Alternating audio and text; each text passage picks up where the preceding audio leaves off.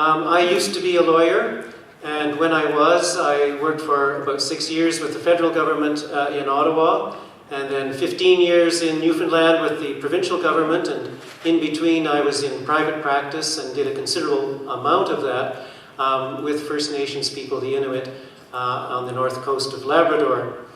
And as with probably all of you in the room, I used to vote for other parties, but I came toward the Green Party when I began to realize that the traditional parties were not responding to the greatest opportunity we have now in moving our energy economy toward renewables and to free ourselves from being hostage to the oil corporations and that part of the economy.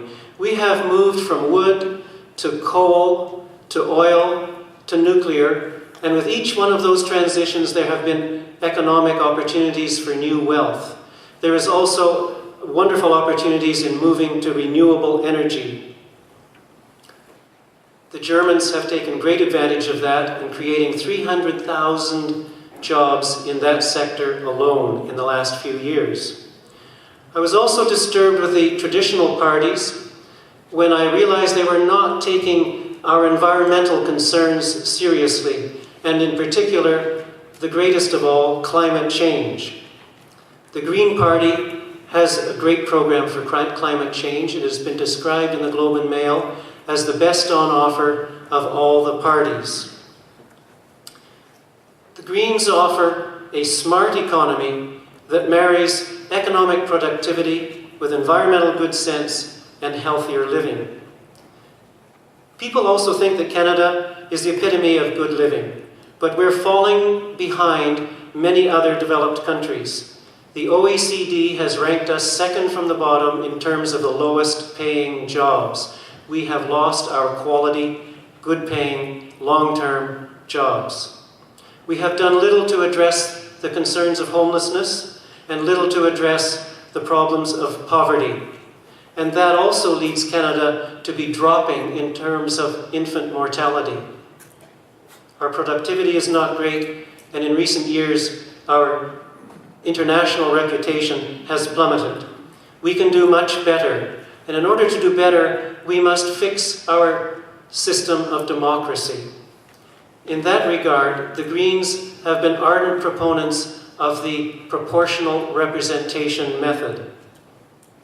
That by that method, we would engage more voters and have all votes count when election time comes. We would move toward the lowest tuitions possible, mark-based tuitions.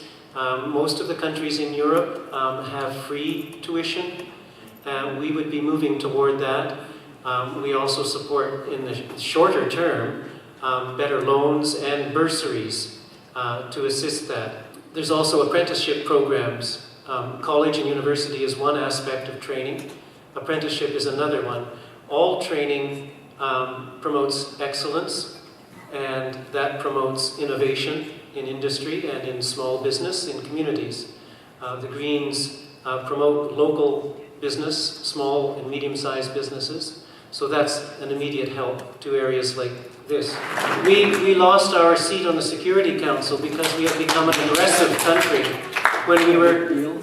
Before that, we were known as a peacekeeping country, and one that worked for fairness around the world in conjunction with the United Nations. Our standard of living is not as high as those countries in Europe, which have, by the way, much higher tax regimes than we have here in Canada. Our current government would have us believe that low taxes brings investment and jobs.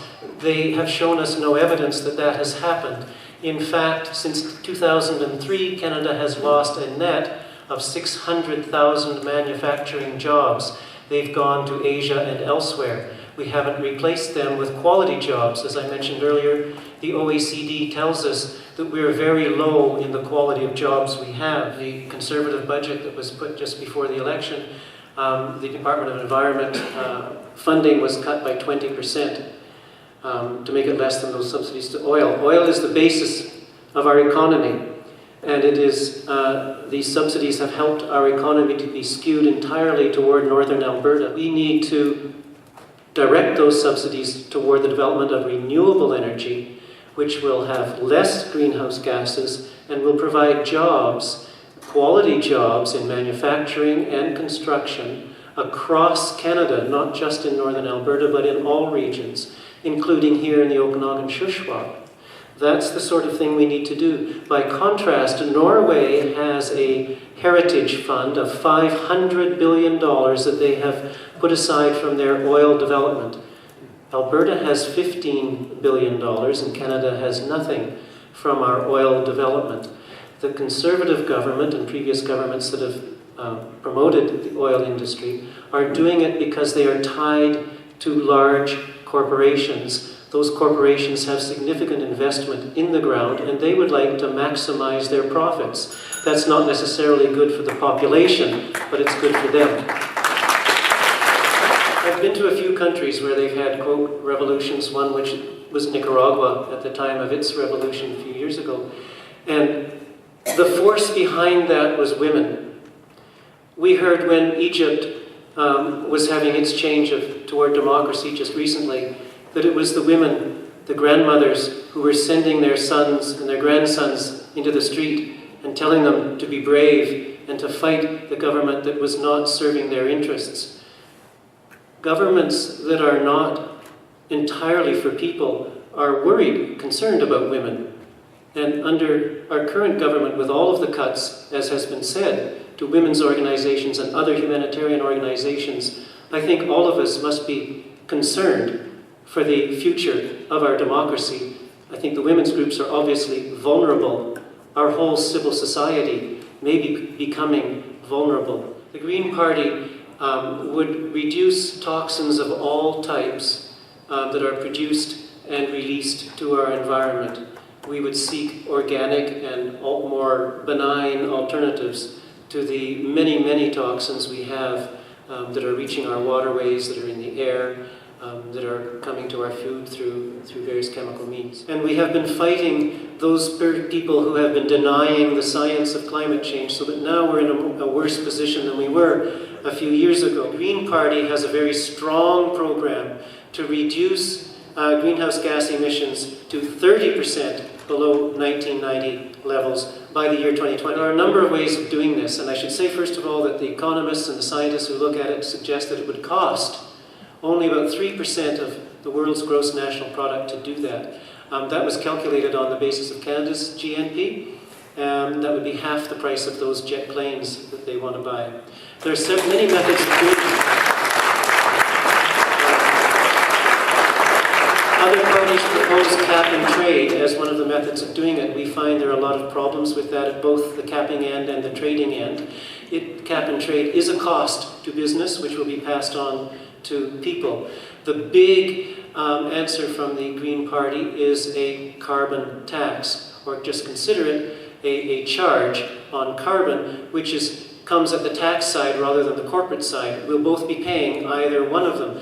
All the economists indicate that the tax part aspect will initiate much more quickly and have a much better response. Our carbon tax is to be revenue neutral, so that we will reduce taxes in other areas like income tax and payroll taxes, and there will be relief for poor people and in rural areas.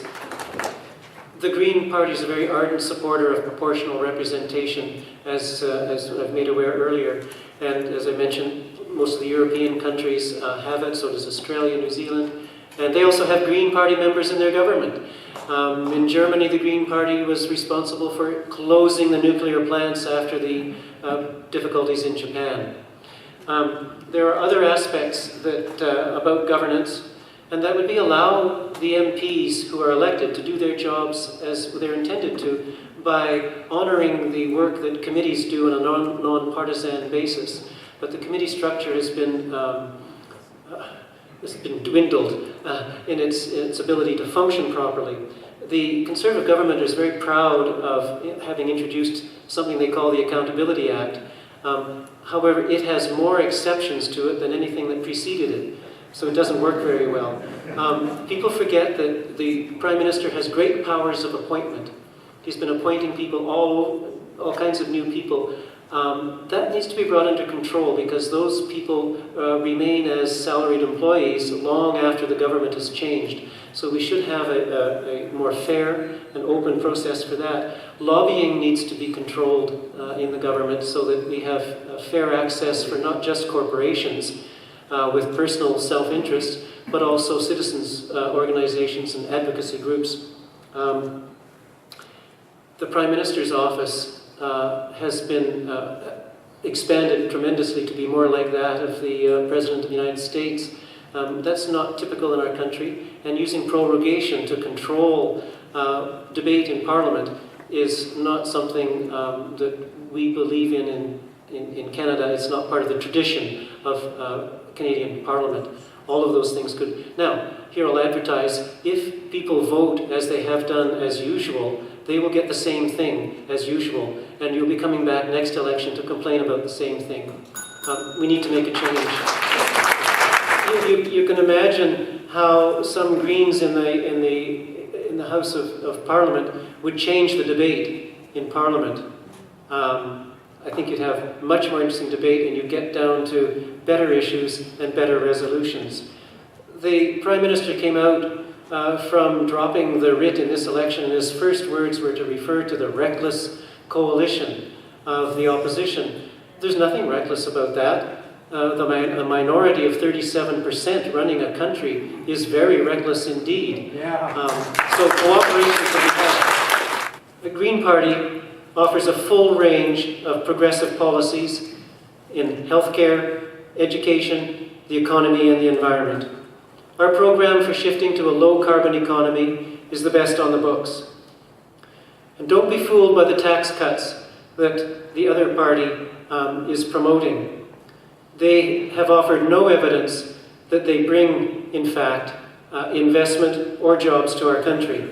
I've indicated the loss of jobs that we've had, and I've indicated that Germany and the North European countries are growing jobs at the same time as they have high tax rates. Corporations are moving to those countries to be near the expertise that they have and to enjoy the civil society that high taxes bring to them. We're invited tonight to be happy with road construction in this area. What we really need are longer-term quality jobs and development of our agricultural sectors, our tourism, and innovation generally in small businesses in the valley. Voters in Okanagan and Shuswap care about health care. They're not excited about having 65 fighter jets that aren't even designed yet. We would prefer to have 65 more beds in the Vernon and Salmon Arm hospitals, to have more access to doctors and more support for clinics in Armstrong and Enderby and Lumby. People know what a difference Elizabeth May would have made had she been in the leaders' debate. She would have brought depth and understanding to the issues. Just imagine what 2 or 3 Green Party members joining her in the House of Commons, how they would change the debate in Parliament. Okanagan-Shuswap is one of the strongest Green ridings in the country. We have momentum in this riding from the last election. We went up 300%, while the NDP and the Liberals each went down in the popular vote. If you care for a sustainable future, and if you vote for a sustainable future, you'll vote for the Green Party to put them into the Green Chamber in Parliament.